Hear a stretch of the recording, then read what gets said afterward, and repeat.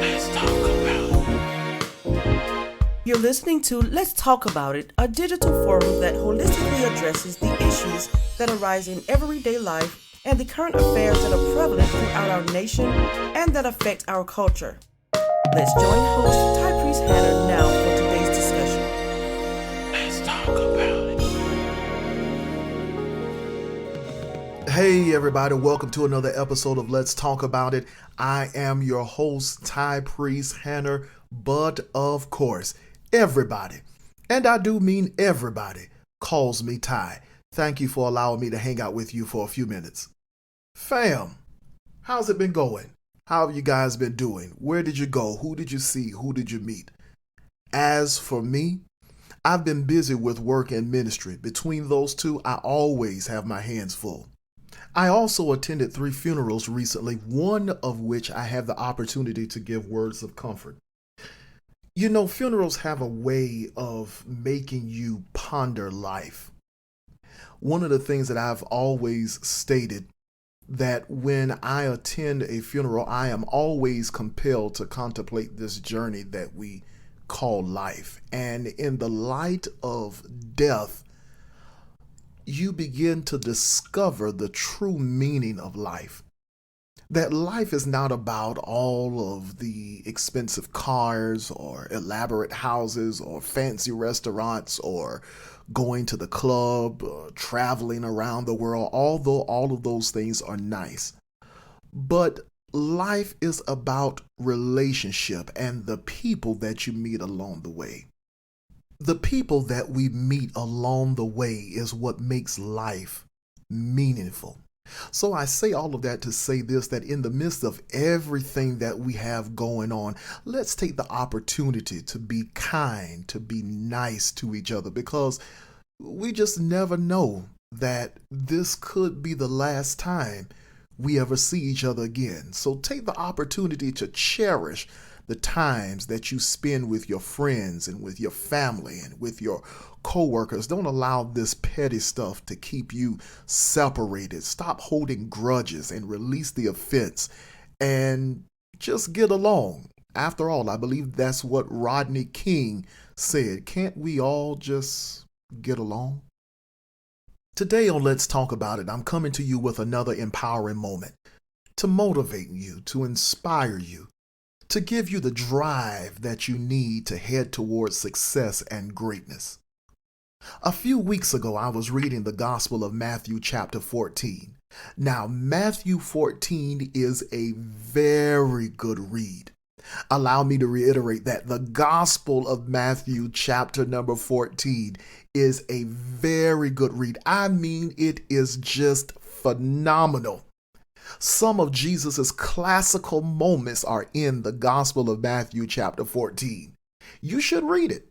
I promise you, you will thank me later. It is definitely food for your soul. One narrative in particular, a narrative with which we should all be familiar, is Jesus walking on water. The Gospel of Matthew chapter 14 records that after Jesus had fed 5,000 men along with their wives and children with just 2 fish and 5 loaves of bread, he constrained his disciples to get on a boat and journey over to the other side while he sends the multitude away. After he sends the multitude away and while his disciples are journeying over to the other side, he departs into a mountain to pray. And while he is praying, and as the disciples are journeying over to the other side, they encounter a storm. The storm is so tumultuous and the winds are so vehement that the boat on which the disciples are traveling becomes tossed. The ship becomes disoriented. The ship becomes displaced because of the storm and the wind. Now, when many of us hear about this story, we have a tendency to rant and rave over the fact that after Jesus gets up from prayer, he sees his disciples afar off navigating their way through this storm, and he begins to walk on the water to go towards the disciples. And as Jesus is walking towards his disciples, the disciples see this silhouette of a person that is walking towards them, and they automatically become afraid. They become affrighted. And Jesus comforts them by saying, "Be of good cheer. It is I. Be not afraid." And Peter responds and says, "Lord, if it be thou, bid me to walk on the water to you." And Jesus so sweetly obliges the request of Peter, and Peter begins to walk on the water to go towards Jesus. And many people will use this narrative as an illustration to express the point that the Apostle Paul makes in 2 Corinthians chapter 5 and verse 7. He gives us a very powerful principle, for we walk by faith and not by sight. The fact that Peter is able to walk on the water, the density of the water is not able to support the weight of Peter. And so therefore, what is actually holding him up is his faith. Now, most of the time when this story is being told, the focus is always on Peter, the disciples, and Jesus. However, when I read this text, and when I've read this text last week, Peter did not stand out to me, although he does something extraordinary. Even the disciples did not stand out to me. Jesus, although he is the centralized theme of the entire Bible, I would have to say that Jesus was not the character that stood out to me the most when I read this text last week. What stood out to me the most was the boat. Yeah, you heard me correctly. The boat. We give so much attention to Jesus, Peter, and the rest of the disciples that we forget about the boat. The boat has a story too. The boat is affected by the storm just as much as Peter and the disciples. The Bible records that the boat was tossed.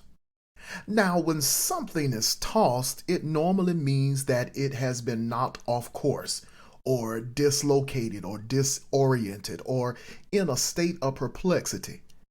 And ironically, many of us can identify with the boat. And like that boat, when you started your journey, you were doing pretty well. The goals that you had set for yourself, you were beginning to see progress. The relationship that you started, you saw that the feelings were mutual and you were doing pretty well in the relationship. The marriage was going well. Your health was doing well. You started saving a little more money and working towards building your credit. Life was going pretty well for you until a storm came. And like that boat, you became tossed. You got knocked off course. You became disoriented. Your life became perplexed. This pandemic is certainly a storm in the figurative sense that knocked us all off course. And now it just seems as if we're just all at a standstill. But if you continue to read the story concerning the boat, you will find that at the end of the narrative, the boat made it to the other side. Because anything that has been knocked off course can get back on track. And that's simply what I wanted to share with you. That I don't care what life has done. I don't care what distractions you may have experienced. I don't care what it is that has knocked you off course or left you perplexed or left you displaced or disoriented. I'm here to tell you that you can get back on track. As a matter of fact, it is time for you to get back on track. Regardless of what has taken place in the midst of your journey, it is time for you to get back on track. Don't allow yourself to remain at a standstill. Don't allow the storms of life to keep you halted. Those dreams can still be fulfilled. Those plans can still come to fruition. All you have to do is get back on track. The relationship, the marriage, it can still be salvaged. All you have to do is get back on track. You can still buy the house. You can still finish that degree. All you have to do is get back on track. Don't allow the journey that you have started to be lost and tossed in the storm. Get back on track. You've come too far now to just turn around. You've come too far now to just be at a standstill. Get back on track. Well, family, that's my time. I hope you've enjoyed our little discussion today. You already know I have.